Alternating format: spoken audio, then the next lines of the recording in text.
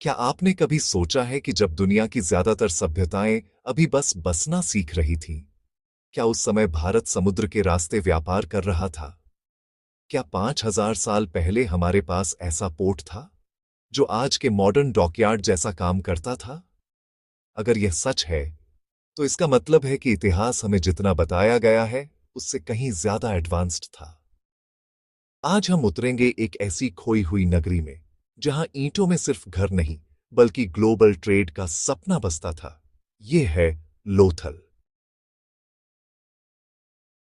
आज का लोथल गुजरात के एक शांत से इलाके में स्थित है। चारों तरफ सन्नाटा, मिट्टी और कुछ प्राचीन खंडहर। लेकिन कभी यही जगह समुद्र से जुड़ी एक बस्टलिंग पोर्ट सिटी थी। एक ऐसा शहर जहां जहाज आते थे, सामान उतरता था और व्यापार की धड़कन गूंजती थी। ये कल्पना करना ही अपने आप में अचंभा है कि जहां आज सन्नाटा है, वहां कभी समुद्री गतिविधियों का शोर हुआ करता था।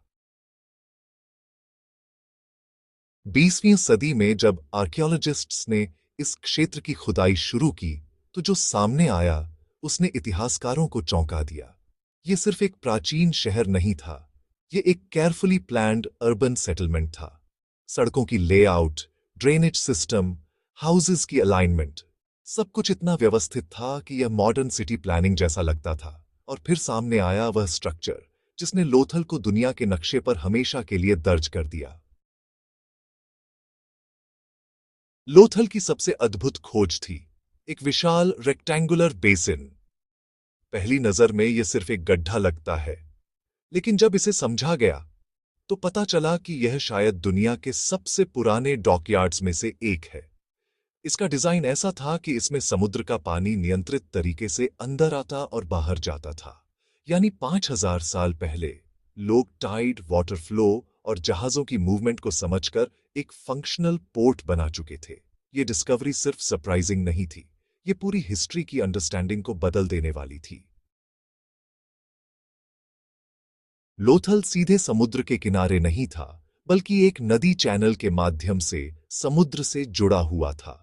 इसका मतलब यह है कि उस समय लोगों ने नेविगेशन, वाटर रूट्स और जियोग्राफी को इतनी अच्छी तरह समझ लिया था कि वे इनलैंड पोर्ट बना सके। जहाज यहां तक आते थे, सामान लाते थे और फिर आगे व्यापार के लिए भेजे जाते थे। ये सिर्फ लोकल व्यापार नहीं था, ये एक इंटरनेशनल ट्रेड नेटवर्क का हिस्सा था। लोथल से मिले आर्टिफैक्ट्स बताते हैं कि यहां का व्यापार मेसोपोटामिया जैसी दूरस्थ सभ्यताओं तक फैला हुआ था। बीड्स, सील्स, ऑर्नामेंट्स और टूल्स, ये सब संकेत देते हैं कि भारत सिर्फ एक आइसोलेटेड सिविलाइजेशन नहीं था, बल्कि ग्लोबल इकोनॉमी का हिस्सा था। सोचिए, जब बाकी दुनिया सीमाओं में बंधी थी, तब भारत समुद्र के रास्ते दुनिया से जुड़ रहा था। लोथल का ड्रेनेज सिस्टम इतना एडवांस था कि आज भी इंजीनियर्स उसे देखकर हैरान हो जाते हैं। हर घर से पानी निकालने की व्यवस्था, अंडरग्राउंड चैनल्स और वाटर मैनेजमेंट का ऐसा डिजाइन जो हजारों साल बाद भी समझ आता है। यह दिखाता है कि यह सभ्यता सिर्फ जी नहीं रही थी, यह सोच समझकर, भविष्य को ध्यान में रखकर जी रही थी। लोथल में एक विशाल वेयरहाउस स्ट्रक्चर भी मिला, जहां सामान स्टोर किया जाता था। यह वही स्थान था जहां दूर देशों से आए सामान को रखा जाता होगा और फिर उसे आगे भेजा जाता होगा। यह सीन इमेजिन कीजिए, जहाज से उतरा हुआ सामान, व्यापारी, वर्कर्स और हर तरफ एक्टिविटी। यह सिर्फ एक शहर नहीं था, यह एक इकोनॉमिक पावर हाउस था।